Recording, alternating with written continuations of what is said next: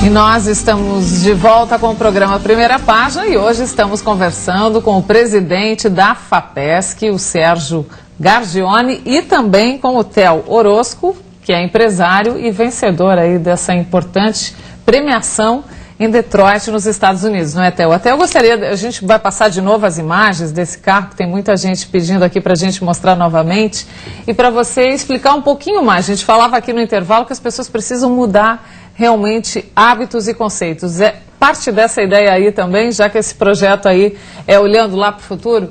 Com certeza parte dessa ideia. Então a gente tem que mudar o conceito, porque, por exemplo, como a gente estava falando, um veículo individual, ele hoje é muito bem aceito na Europa, vamos dizer, mas nos Estados Unidos, no Brasil, é uma mudança de hábitos e de conceito para introduzir uma tecnologia dessa, uma mudança dessa, né? Então outras soluções que o veículo possui também seria a integração de GPS, né? Quando fora do trilho, então se nós fôssemos para o mesmo local, a gente poder integrar o nosso GPS e a partir daí tu evita colisões, evita a atenção do motorista, tu não precisa mais da direção do motorista, então até um certo ponto. Então a ideia base dele é integrar e sincronizar as rotas, seja no trilho ou seja fora dele.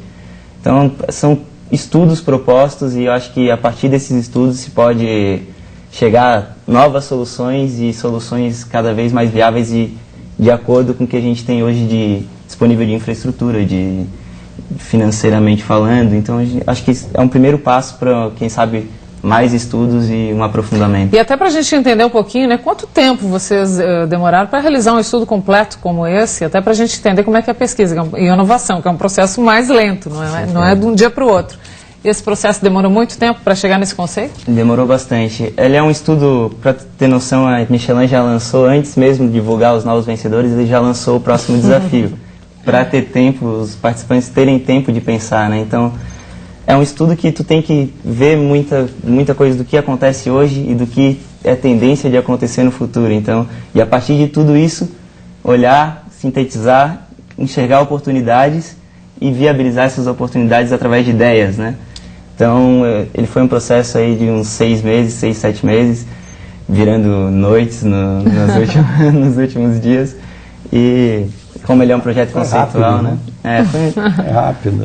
É um processo que ele é demorado, vamos dizer assim, e demanda muito esforço, na realidade, muito esforço de pesquisa, sobretudo, e depois para tornar viável, para chegar a um nível de estético também falando, e nível de detalhamento que a gente chegou das nossas pranchas. Eu acho que ele é um processo que demanda muita gente trabalhando em cima disso.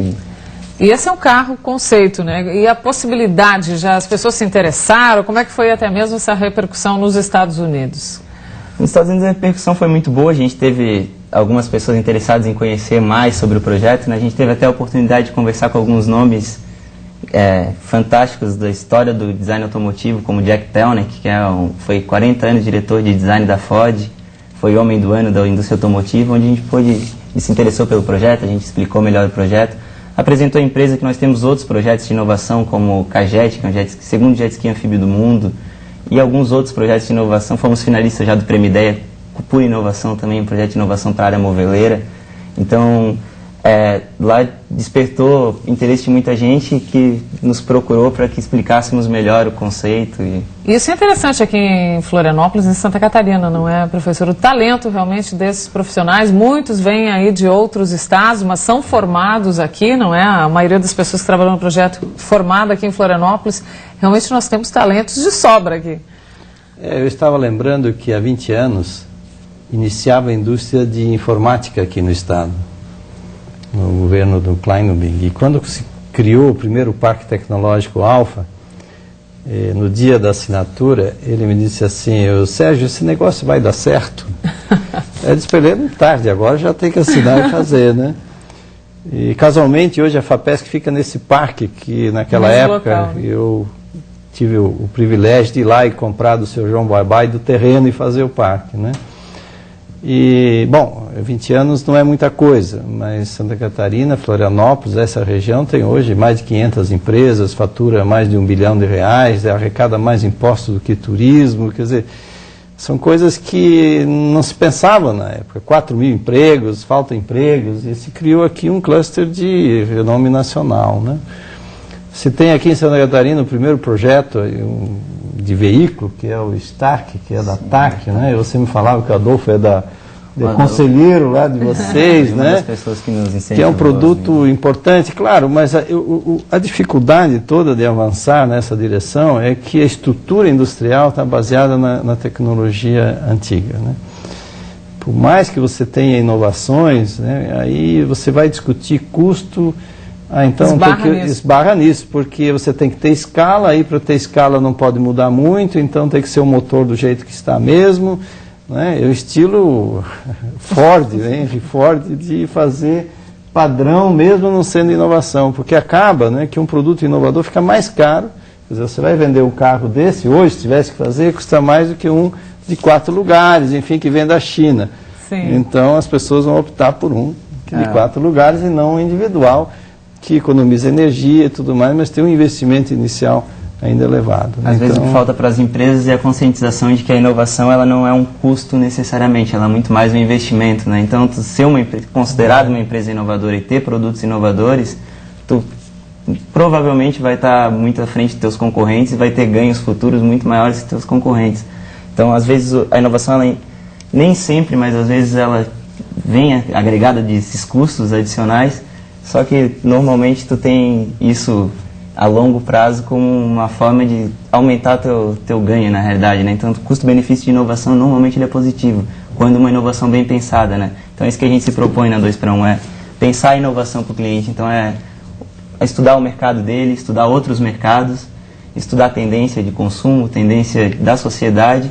Um estudo complexo mesmo. Isso, e enxergar oportunidades e tornar essas oportunidades reais, né? Então, viabilizar essas oportunidades. Bem, nós temos uma pergunta aqui do José Irineu de Florianópolis, eu vou fazer para o professor aqui inicialmente, depois também o Theo pode responder. Ele diz, houve um projeto da UFSC, há um tempo atrás, de uma bicicleta triciclo, que foi desenvolvida aqui, mas foi adotada por uma empresa canadense e hoje é vendida no Brasil. Como fazer para não perdermos estes projetos para o exterior? Pois é, então, aí tem... Qual é o caminho, né? Você tem um produto novo, primeiro passo, patente. Patente tem custo, né? Se você quer sustentar uma patente brasileira, tem um custo razoável, mas se você quiser fazer uma patente mundial, o custo é importante. Vai para a estratosfera. Estratosfera. Depois você tem que ter alguém que queira produzir.